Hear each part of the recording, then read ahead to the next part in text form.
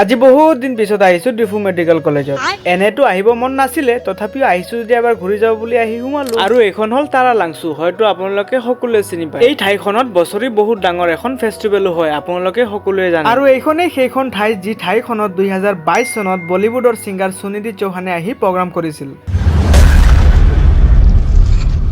Good morning সকলোকে, ৰাতিপুৱা এতিয়া টাইমটো বাজি আছে প্ৰায় 7টা বাজি আছে আৰু এতিয়া আমি গৈ আছো ডিফু। তো ৰাতিপুৱা এতিয়া বাজি আছে 7টা আৰু আমি এতিয়া গৈ আছো ডিফু কিয় গৈ আছো আপোনালোকে হয়তো সকলোৱে গম পাইছে। আমাৰ হেমন্ত মামাই নিযুক্তি দিয়া 26,000 পোষ্টৰ আজি হ'ল গ্ৰেড 4ৰ এক্সাম। পিছে এক্সামৰ কথা শুনি ভালে লাগিছে, কিন্তু অলপমান বেয়া লাগিছে দিয়কচোন। কথাত আছে নহয়, যেতিয়া লেট্ৰিন ধৰিব তেতিয়াহে লেট্ৰিনৰ খবৰ ল'ব, নহ'লে তাৰ আগত ঠাণ্ডা লগা নাই, তথাপিও বাইক চলাই যায় ইমান দূৰত, সেইকাৰণে ঠাণ্ডাৰ কাৰণে জেকেট এটা লগাই লৈছোঁ। জেকেট বুলি নহয় আৰু এয়া মানে ঠাণ্ডা কণ্ট্ৰল কৰিবলৈ। আৰু যি কি নহওক ভিডিঅ'টো অতি মজা হ'বলৈ গৈ আছে, কিয়নো আজি মানে বাঁহ খাম।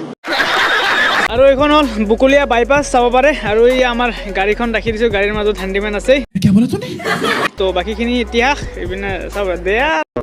এতিয়া সময় প্ৰায় 8:40 হৈ আছে আৰু 9টাৰ পৰা এক্সাম, কিন্তু এতিয়ালৈকে আমাৰ এক্সাম চেণ্টাৰ বিচাৰি পোৱা নাই। এইখনো এখন এক্সাম চেণ্টাৰ। তাত থকা ছাৰ বাইদেউসকলক সুধিলো যে আমাৰ এক্সাম চেণ্টাৰখন কোনখন। কপালখন ভালে আছিল, তেওঁলোকে দিয়া লোকেশ্যন আৰু ওচৰে পাজৰে যিসকল দাদা বাইদেউসকল আছিলে তেওঁলোকক সুধি আমি ফাইনেলি সেই লোকেশ্যনত আহি পাই গৈছো। মোৰ এক্সাম চেণ্টাৰখন আছিল ডাইট আৰু লগৰজনৰ আছিল বেছিক ট্ৰেইনিং চেণ্টাৰ। ভগৱানৰ আশীৰ্বাদত দুয়োখনে চেণ্টাৰ একেখন জেগাতেই। যি কি নহওক তোমালোকৰ আশীৰ্বাদত 135টা কুৱেশ্যনৰ জেগাত 135টা কুৱেশ্যনে টিকচিন মাৰি আহিছোঁ। এতিয়া মেইন কথাটো হৈছে 135টা কুৱেশ্যনত টিকচিন মাৰি বহুত বেছি ভোকো লাগি গ'ল। কষ্টৰ কাম ন, ভোকটো লাগিবই। এখন হ'ল ডিফু মেডিকেল কলেজৰ ফ্ৰণ্ট চাইডত থকা সোণালী হোটেল। পিছে খোৱা বোৱাটো ভালে লাগিছে, আপোনালোকে যদি কেতিয়াবা খাইছে তো নিশ্চয় কমেণ্ট এটা কৰি দিব। খোৱা বোৱা হৈ যোৱাৰ পিছত ডাইৰেক্ট আহি পালো হস্পিটেলত। আপোনালোকে আকৌ নাভাবিব যে ভাতটো খাই ডাইৰেক্ট হস্পিটেলত এডমিট হৈ গ'লো বুলি। মানে লগৰ এটাৰ বোলে সৰু এটা কিবা কাম আছে হস্পিটেলত, তো সেইবাবে ভাবিছে আহিছোঁ যদি একেবাৰে কামটো হৈ যাওক। তো তাৰমানে এক তীৰত দুটা নিশানা আৰু। কথাটো হৈছে যেনেকৈ ভাবিছিলে এনেকৈ হোৱা নাই, যিহেতু আজি ছানডে তো তাৰ বাবে বোলে অফিচটো বন্ধ। এনেকৈয়ে মনটো তলপিনে দি আৰু মাথাটো বেনাৰৰ পিনে দি কেনে ৰিটাৰ্ণ আহি গ'লো। আৰু এটা কথা মন কৰিলো, বাহিৰৰ পিনে যেনেকুৱা দেখোঁতে কিন্তু ভিতৰ পিনে একদম বাৰে চেঞ্জ। জীৱনৰ প্ৰথমবাৰ আহিছোঁ এই ডিফু মেডিকেল কলেজত, নাম শুনি পাইছোঁ বাট আহিছোঁ লাইফৰ প্ৰথমবাৰ। ঠিক আছে, বহুত মজা লাগিছে।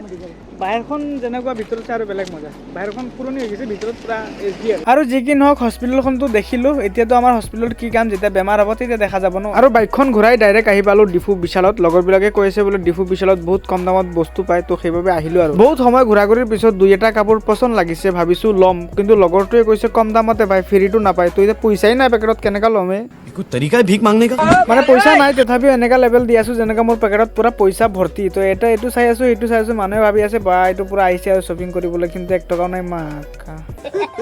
একচুৱেলি বহুত বেছি ভালো লাগিছে, বহুত কম দামতো বস্তুকেইটা পাইছিলে। তো আপোনালোকে যদি শ্বপিং টপিং কৰে আহিব, আৰু বহুত মজা, বহুত কম দামতো ভাল কালেকশ্যন আছে, আপোনালোকে চাব পাৰিব আহি কেনে। আৰু বিশালত অলপ সময় ঘূৰা ঘূৰিৰ পিছত আমি আহি পাই গ'লোঁ ডিফু তাৰা লাংচু। আপোনালোকে সকলোৱে চিনি পায় বাৰু, বহুত ফেমাছ হয় ডিফু।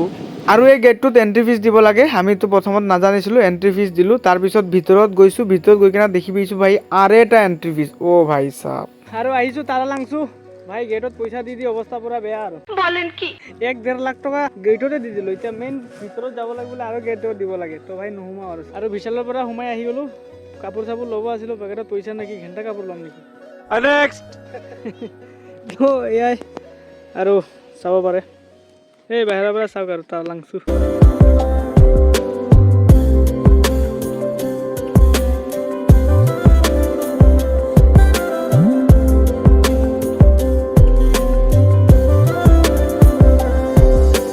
যি কি নহওক মামাৰ নামত বহুত বেছি ঘূৰিলোঁ, বহুত বেছি এনজয় কৰিলোঁ। ভিডিঅ'টো কেনেকুৱা লাগিছে নিশ্চয় কমেণ্ট কৰি জনাব। তো আজিলৈকে বাই বাই গাইজ।